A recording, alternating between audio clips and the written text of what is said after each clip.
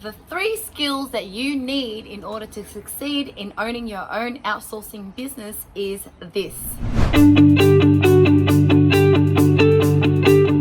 Hey guys, it's Linh Podetti here and welcome to my channel. If you're new to this channel, I'm here to help you achieve time and financial freedom. And I'm going to share with you my secrets on how I've started an outsourcing business, and I get to work from home and just be around my kids more and enjoy the pool. So if you're new to this channel, please support me by pressing the subscribe button. Of course, you get to be notified when I release my videos every single week, and as well as don't forget to press the bell, because that's what's going to notify you when my videos is up. So let me get straight into what are the skills you actually need to succeed in owning your own outsourcing business. All right, the first major skill set that you're going to need is sales, because with outsourcing you can pretty much make money straight away. Just like myself, what I did was I went out to networking events and I was listening out to what the business owners want. And the business owners said to me, I need a website done, I need some SEO work. And I was just like, okay, so what are your problems? What is your budget? What do you need? And it was not that I was trying to sell to them, I was problem solving. I was figuring out what is the need that they want. And then I went away and got quotes from outsourcing providers and added a margin on top and sold it to them. So don't be scared of sales. Sales at the end of the day is what is going to bring the income, right? If you think, oh, but I'm not good at sales and I'm not that type that can make people buy things. And the best part about marketing and sales nowadays is people don't want you to be pushing anything on them. They just want to be heard. They want you to allow them to tell you what their problems are. And then you can actually go, okay, note it down and write down what their goals are, their problems are. And if you don't have the answer straight away, you can go away and try to figure out how you're going to solve it. And through solving, and the best about outsourcing is that you don't need to know how to do anything yourself. You can actually find people to do that for you. So first, you really need to work on your sales skills. And what it means with your sales is really about learning confidence. Of course, there's a lot of books out there on sales, so you can learn more strategies and how to actually listen and what questions to ask.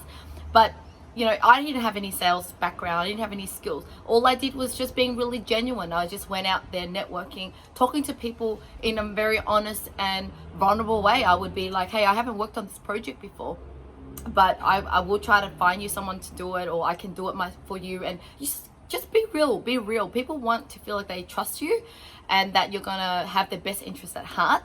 And so don't feel the fear of sales. So work on your sales skills.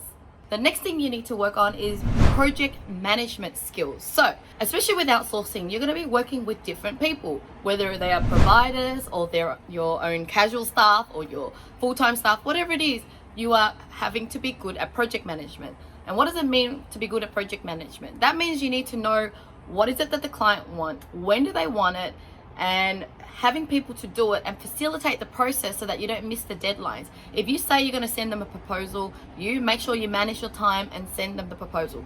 If you say you're going to deliver a project, you're going to make sure that the team knows when they need to provide the work by. You need to be checking in before the due date. You need to be really good at attention to detail, organizational skills, as well as know how to use a project management tool to really help to facilitate the whole process. So a project management tool, for example, you can use Basecamp, where you create tasks, you put in deadlines, you assign to the right person, and you use that system to actually manage the tasks. You don't want to be emailing people, because emails get lost and the projects get all over the place. But you keep it in a project management tool so that everything is in there and you can track everything, right? You can upload files, you can do everything.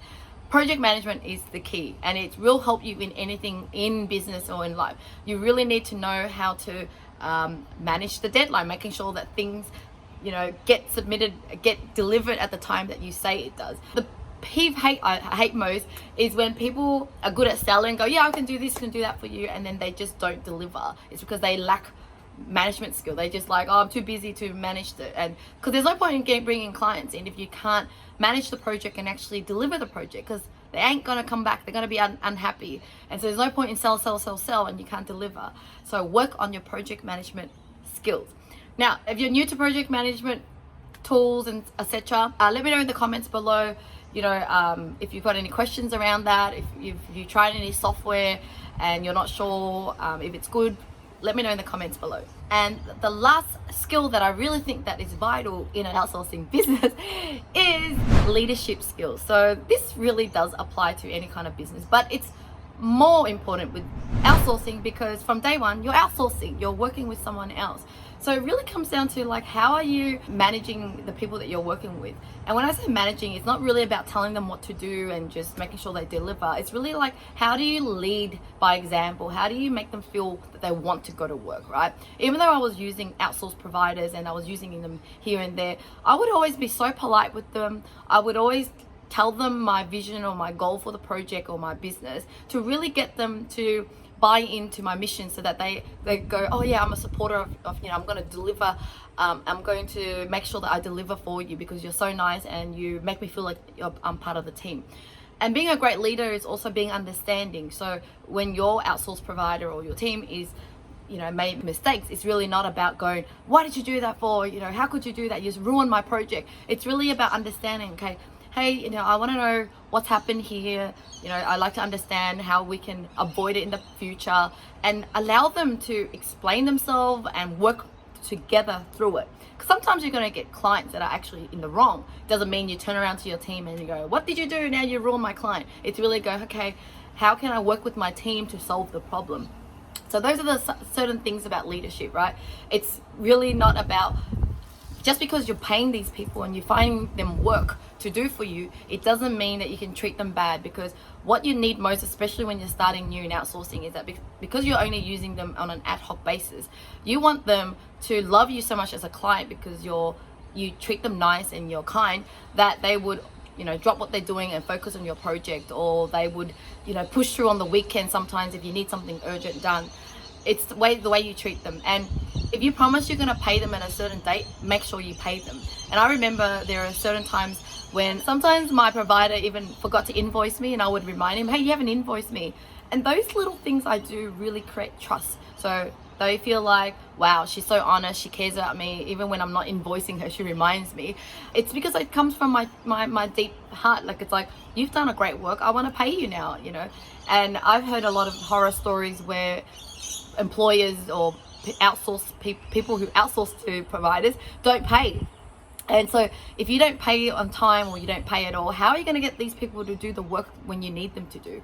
So really think about, how can you lead straight away? Even if they are not your teammate and they're just casual workers, you still have to act like a true leader.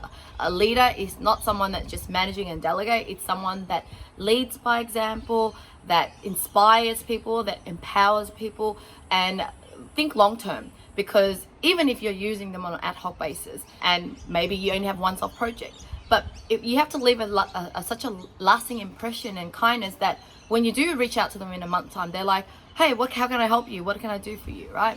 So those are the 3 things that I really think that are important: sales, project management, and leadership skills. So thank you so much for watching, guys. Out of those 3, which one do you feel most challenging? Sales, project management, or leadership? What questions do you have for me around those 3 topics?